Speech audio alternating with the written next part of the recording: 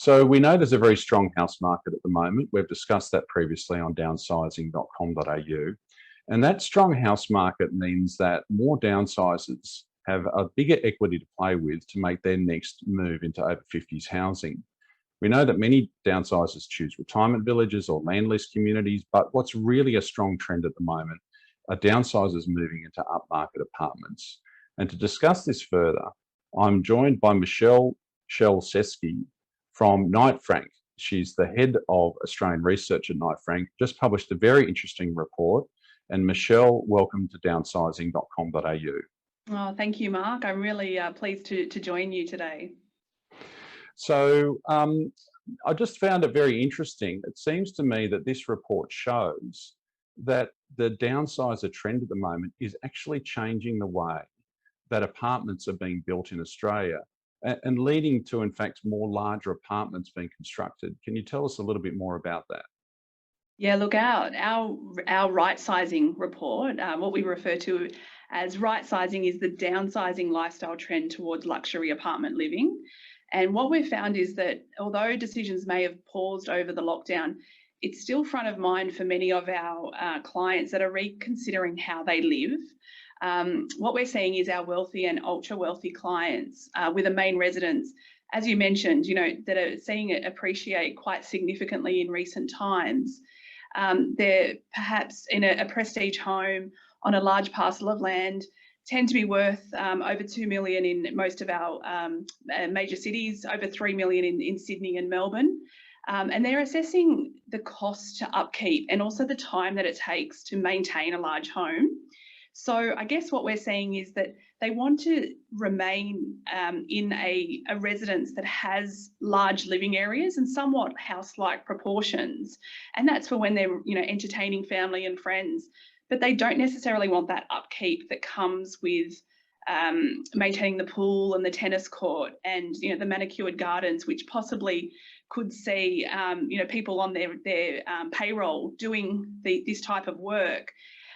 So they are still seeking a similar type of living quarters, but they don't necessarily want the other parts that come with that. In saying that, though, they do want access to these types of amenities, but they don't necessarily want the responsibility of them as years go on. We've seen that when we look at the newly built or off the plan high-rise apartments, we do, I guess, get an indication from our clients what they're after. And as you mentioned, they are making developers reconsider how they build these types of developments. So, for example, we know that developers in the past have seen more of a trend towards 2 bedrooms and even 1 bedrooms at some times over the past decade, because we had more investors in the market in this apartment space. But what we know is for those that are right-sizing, they're looking at more like a 3-bedroom apartment. And we saw that this was quite a small proportion of apartments being built by developers.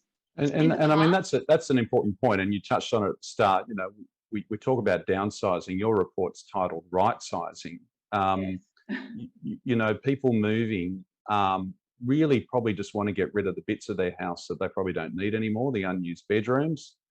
They possibly don't want to keep looking after the yard anymore, or they don't really need that possibly that large amount of space as well.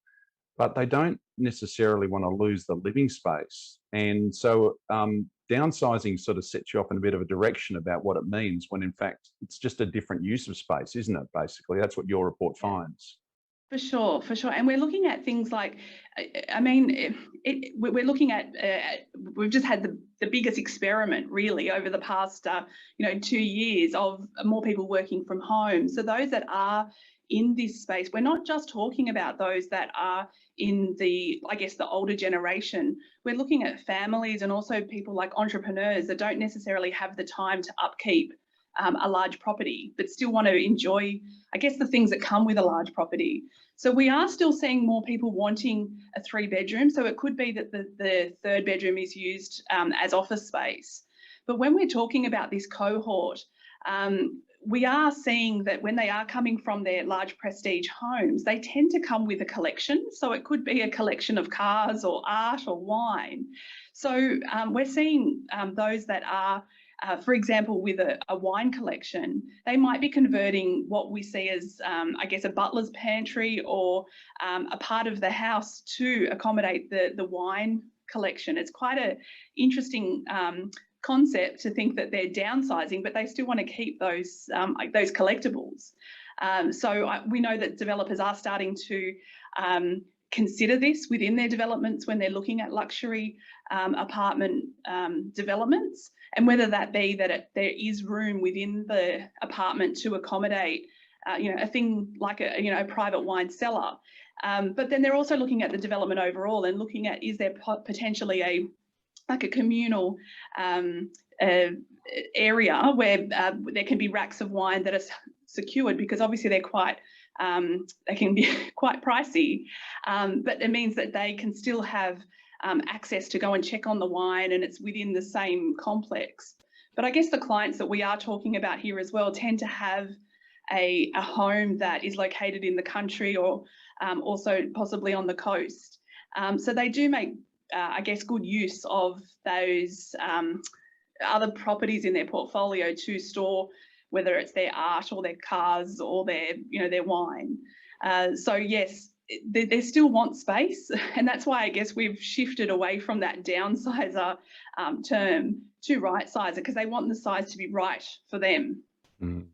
Yeah, look, I think the interesting thing for our readers, and I think it really comes out in your report, one is that let's acknowledge that we can't all afford the private wine cellars and the luxury car collections and the seasonal art collections, but there are apartments still available for downsizers that aren't at that high end, but there are also habits of high-end individuals. But separately, I think what really came out in your report is that if you're going to build an apartment building for right sizes, let's call them right sizes, there are some very specific aspects of them, and that's, I think, what I think my readers need to look for is that really you want to see this designed into the project. And I'm just wondering if you've touched on it there. Can you just explain to me what you think that the sort of some of the common features that you'd find in a right sizing specific project in terms of apartment size, parking, storage, facilities, those sorts of things? What are some of the common things you usually find that you wouldn't always find in a project that maybe is better suited for first home buyers or investors or those sorts of people? Yeah, I guess a big part of I guess accommodating it is cars. Like I did mention car collections, but there are obviously looking at just your general use of cars. They tend to in this luxury space want more car spaces. We actually undertook a study which saw the number of, we basically looked at the cars that have been assigned to luxury apartments in sales over the past 10 years.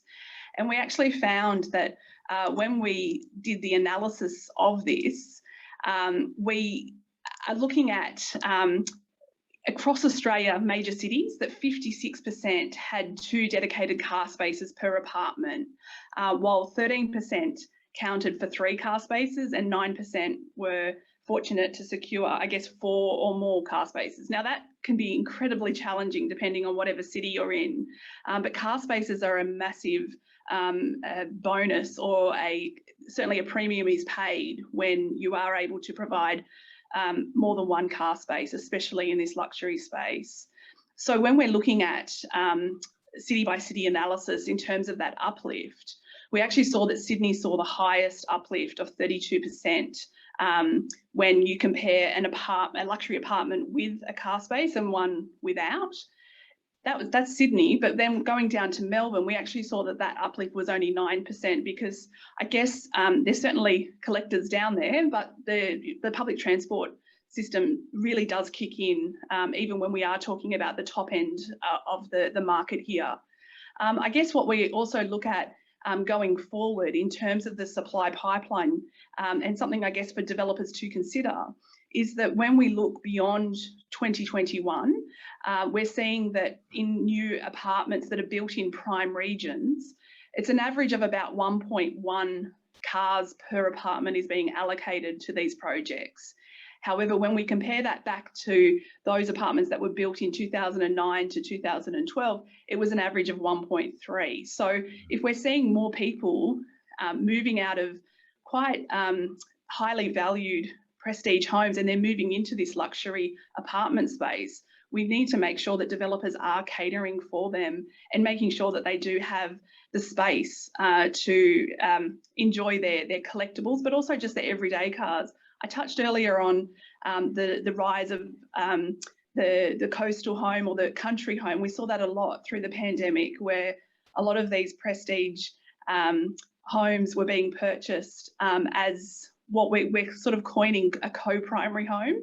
So where you might have, escaped to your country or coastal home for 2 or 3 days of the week and spent the rest of the time in your main residence in the city, we're actually seeing that our clients are now challenged by a co-primary. They're actually treating them as equal as their main residence. So yes, that's great because it means that they can store cars and art and wine and what have you, all their other toys, might be maritime, yachts and boats, whatever. But essentially what we're looking at is that they are considering that co-primary home and therefore having a place close to the city. Businesses are now opening up again in cities that have come out of lockdown. And so those that are sort of in that space where they are still working, it's hugely appealing. So therefore, getting to these co-primary homes, you tend to drive. We're a large, we're a very large. Well, I got to say, Michelle, as someone who's worked in the town planning area for a long time, yes, I know there's many fights between developers and councils, developers wanting more parking spaces and councils and the state government wanting less. So I did like the finding in your report that some Rightsizers get around that. Just amalgamate the apartments and then you get more parking spots, So interesting finding and definitely interesting finding as well about the fact that with COVID, more people are splitting their equity, I guess, in their main home, a little bit in the apartment in the city, a bit in the new regional retreat. I just wondered too, it seems to me that your findings makes very clear that Rightsizers are now starting to really dominate the top 5% of the market. That seems to be what you find as well, isn't it?